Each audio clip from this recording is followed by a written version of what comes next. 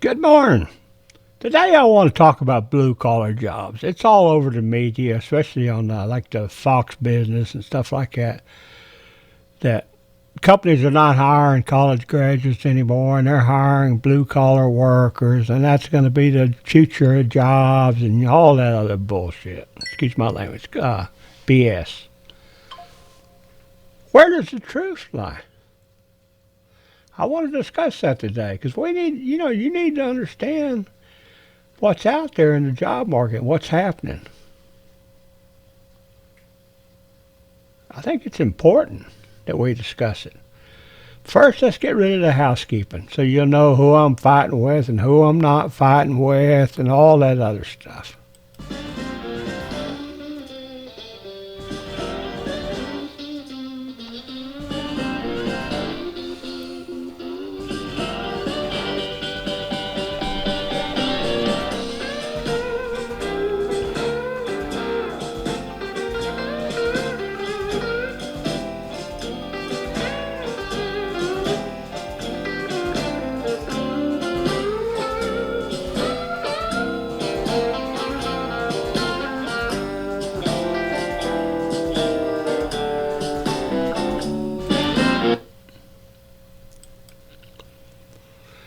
If we look around at the workforce, would we work? If we didn't need to work to have a place to live in, a roof over our head, utilities paid for, food on the table, we didn't need to commute 2 hours to go to work one way, would we do it? Nah, I don't think so. I mean, that's never going to happen. At least not in our lifetime. But why do we go to work? We go to work so we can afford to buy a house or rent a house or apartment or mobile home. To keep the utilities on so we'll have heat and cool. To put food on the table so that our kids will have it. And we pay taxes so that all that stuff will be taken care of, or so we thought. Well, the taxes have been proven to be a waste of money the way their government is doing it. But that's another story for another time. So we work just to get those things. If it wasn't for that, hell, we'd probably be living in caves somewhere. Now let's look at the housing and everything. There's not a house in America that I'm aware of that an average, let's call them the under 50,000 per year group, can afford. You can't afford to buy a $400,000 house. I know I'm looking at 30 acres of land I'd like to have to retire on. It's $500,000. You think I can afford that on $1,380 a month Social Security? Nah. Unless I get lucky and sell my guest worker visa's website or something. It's not going to happen. But that's why I work. That's why I get up every day and do this type of stuff and everything. So it's not feasible. So who can afford those $50,000 above those $500,000, $400,000 homes and stuff like that? Well, the above $50,000 group can. So let's examine workers, the workforce in America as it is. If you look around in a small community, and this carries over to a big community too, just city block wise, you basically have things like the donut shop, your auto parts places, your grocery store. You have your mom and pop type of electricians, plumbers, auto mechanics, even your lawnmower repair shops. All of them, while they might gross a lot more than $50,000 to self-employed, the people working for a living, the plumbers, even the welders, are typically making less than $50,000 a year. So they can't afford any of the stuff that's around them. If they're lucky, in a small town like I'm in now, they've lived in that same house for 20 or 30 years, they're covered. because they bought their house a long time ago or whatever, and their mortgage payments are real low or their rent's real low. But if they had to go out and pay modern day rates for a house to rent or to buy, they can't afford it. So the only people that can afford it is those in your corporate jobs and your large, very large government agencies. Government agencies pay less than the corporate jobs, but the corporate jobs are being sent overseas. And if you're staying on top of it like I am, you would realize that these sorry SOBs in charge of our corporations, now that they've made it, they started out just like us, but now that they've made it, they've decided to pull the ladder of opportunity up and move it to countries like India or Angola or Kenya or someplace, Timbuktu. So there's going to be some huge layoffs coming for white-collar workers in America, which means they're not going to be able to afford these houses anymore. If they already have a house payment, they're probably going to go the way I did and lose it all. I feel sorry for them. I wouldn't wish that on my worst enemy. But it's coming. And that's going to have a major impact on the under $50,000 group. That lawnmower repairman or that electrician or that plumber that's charging you $100 an hour plus right now, they can do that because their customers are those making more than $50,000. But when those customers making more than $50,000 can no longer afford to pay that $100 an hour, that will drive down the blue-collar wages. Well, a lot of you are going to say, well, that means housing costs will go lower. No, I don't think so. And here's why.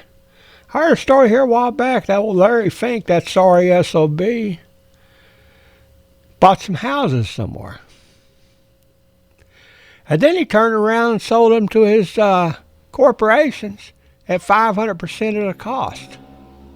Whether that's true or not is immaterial.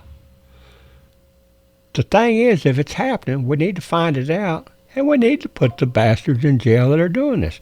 But that's driving up the housing price. But what will happen now is if you, the formerly good-paying, white-collar American, can no longer afford to buy your house, you're going to lose it. And you're going to have investors that Trump's invited in from around the world to buy your house, in hopes that they can rent it out to you for top dollar. Problem is, you can't afford top dollar. So those homeless people you were making fun of yesterday, you better cozy up to them. They might be your neighbor. I know you say this will never happen. We've seen so much happen in the last few years. Don't ever say never. Say, how can we fix it? What can we do? First thing I'm aware of that we can do is elect people like myself that are willing to go in there, that have the knowledge to find a way to stop what is happening. Now, most of you won't do it. You say, oh, I'm not going to vote. My vote's not good for anything. It won't make a difference. Well, you're right. If you think your vote won't make a difference and you're not willing to vote, your vote ain't going to make a difference. Others are saying, well, in the Civil War, we're going to get all those jobs back. Well, guys, I'm a firm believer in the Second Amendment. I've even got a gun or two. You're going to have weapons sent against you by our federal government unlike anything you've ever seen before. It might be robotic dogs. It might be robots. It might be viruses to shut down your system. It might be turning the power off. It might be any number of things. So settle in. If we get to that point, it's going to be bad. I want to find a way to avert that. And I believe while things are still halfway sane, that we do it by getting people in there that are willing to tell the truth and willing to dig and willing to work to turn things around. Right now, all we've got in Washington, D.C. is the billionaire class telling you everything's rosy. But if you look around and study history, you realize that we're living like 1929 now. What do they call that, the Roaring '20s? Trump had a party yesterday. Somebody sent me a video of a bunch of what looked like flapper girls flapping around. And I use that term because I don't know what it means, but I use it because that's what I heard that happened back in the 1920s. So what do? To me, we find a way to turn this nightmare around. Those companies sending those jobs overseas, Supreme Court that's denying Trump the ability to use tariffs, we go there as American citizens, we tell the Supreme Court, look, you're supposed to be having our back. And our back is being sent overseas right now by all these employers. And the only way to stop them is to put tariffs on services, software and stuff like that. So you're going to implement it, or we're going to find a way to elect people in there that will implement it. Because this is America, and we expect you to stand up for Americans. We don't want you to violate any laws or anything. We just want you to do what's right. So it's going to take tariffs on services. It's going to take a lot of things. But look at these employers, these corporate executives that are sending these jobs overseas to other countries because they're cheaper. They are depriving you, the American, of jobs. Jobs that you need to provide for your family with. And I know there's many of you say, well, that ain't happening. It ain't happening that much. Or what. Folks, all those jobs that Trump is talking about, he's got trillions invested in America by foreign companies to create jobs here in America. Number one, they ain't creating jobs here in America for Americans. They're going to import their workers just like they've done since 1990. That's a fact. We got plenty of proof of it.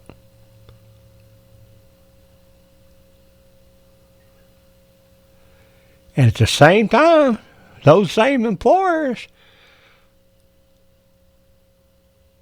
on one hand, they're promising they're creating jobs here in America, but they're not. They're hiring non-immigrant guest workers. On the other hand, they're sending jobs overseas because they don't want any kind of regulations or anything hindering them from making a buck at your expense. There's two ways we can do it: tariffs or treason. I'm at the point where I'm willing to take the leader of Microsoft and all the corporate executives underneath him and the board of directors, charge them with treason.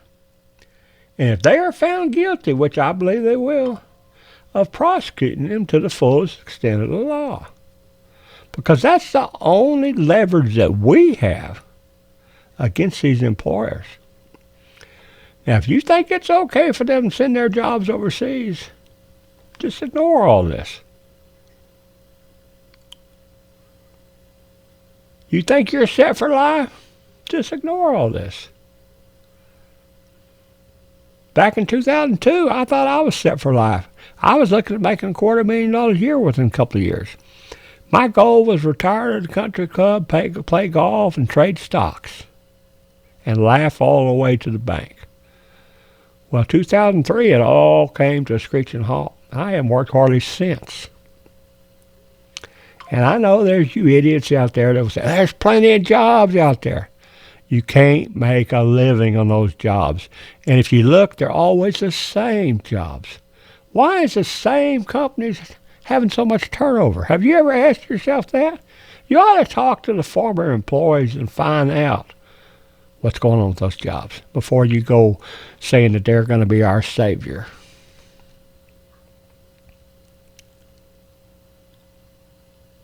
I haven't seen a good paying job advertised anywhere near me within a 100-mile radius in a long time. All I see is convenience store, grocery store, Uber, gig jobs. You can't depend on a gig job. I want something that our kids can hold their head up and say, we're doing a good job. The company's mission is good for America. And we're proud of what we're doing. And we're set for life. We won't get there doing what we're doing now. If you believe we need some change, here's how you can contact me.